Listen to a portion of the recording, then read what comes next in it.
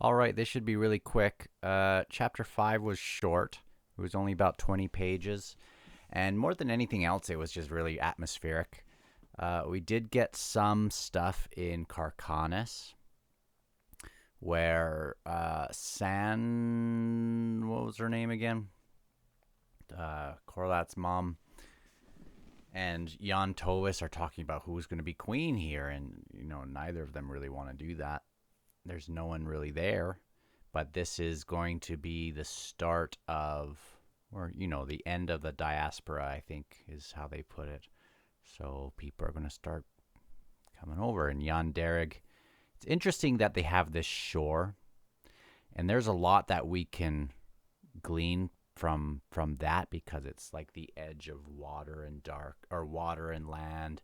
But also it's almost like this frontier in other ways too. We have the Tisliosin. It's like this. It's just very atmospheric when you're actually reading this.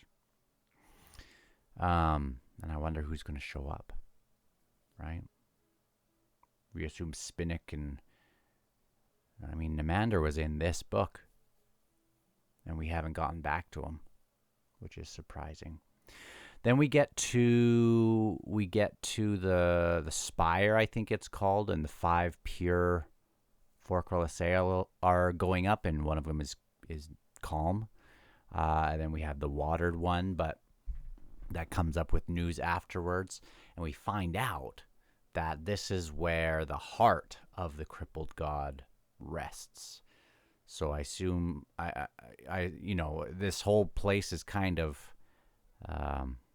corrupted. They call it, I guess, or others call the spire corrupted. It was really interesting how they were talking about the water around it and stuff, and it's like they are sapping or leeching the energy from this heart, and makes you wonder what that is actually doing. If that's also having a more negative effect upon everything because of that, or what they really are leeching from it. And from that, I guess your mind goes to, well, Tavor's going to have to go in and stab the heart or something. Which I hope it's going to be more than that, but that seems like a option, I guess. And of course, they are going to adjudicate and rid the place. But I'm very fascinated by now the kind of the necessity, I guess you could say, of Carcanis, because it seems like we got to protect this place. Or I might be overthinking it, but it seems really like the heart of more than just the Tistandi, but this is very important. But I mean, if it ends up just being important for the Tistandi and the Tist in general, I guess at large, then that's cool too. But yeah, we have the heart resting there. And then we get news that a whole bunch of ships have arrived, and they're gray. So you assume are these gray helms or gray swords or whatever. We also get back to the snake, and they're about to leave the city, and they make an interesting remark, one of them, that it's more than just kids, but people. It's like fathers are showing up, or people are having father thoughts. And in your mind, you think, well, that's a good thing. That's a good thing. But to them, it might mean something horrific because of their past. Like father thoughts are, I don't know, being beaten. I don't know. But it seems like this is a negative thing, and then the other person seems to say, well, no, they just are caring after the children. And I might be reading that wrong, and there's a million ways you could interpret it. I thought that's just one way that I thought that one, but I'm not always a careful reader. I just kind of enjoy, it's an interesting series, and there's lots of ways that you could interpret some of these things. Not sure how many chapters are in this next one, but I know it's a short sub-book, so we're already done one chapter of it. If it's another 4 chapters like the last one, then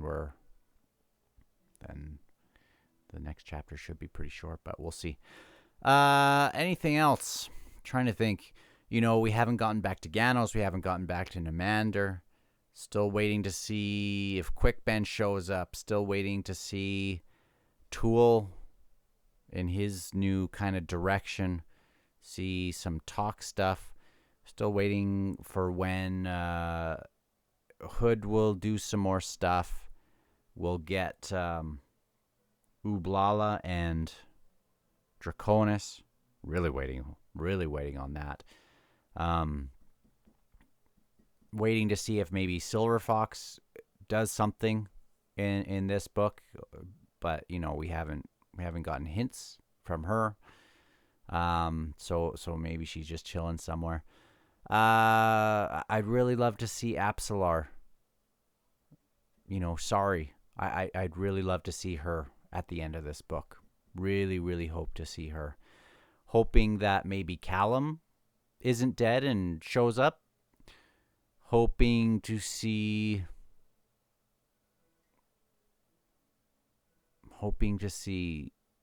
something.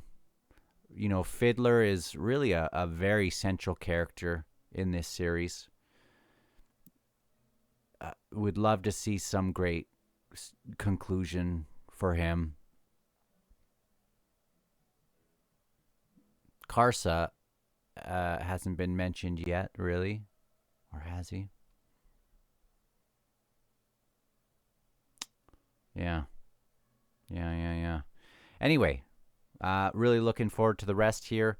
And if I don't have a lot to say, that just means I'm just enjoying it as it goes. But if I don't have a lot to interpret or really bring out of it, I'm not going to force anything. So anyway, I will talk to you guys on the next one, whenever that's going to be. I imagine I'll read it tonight if I have time, but who knows? We'll see you then.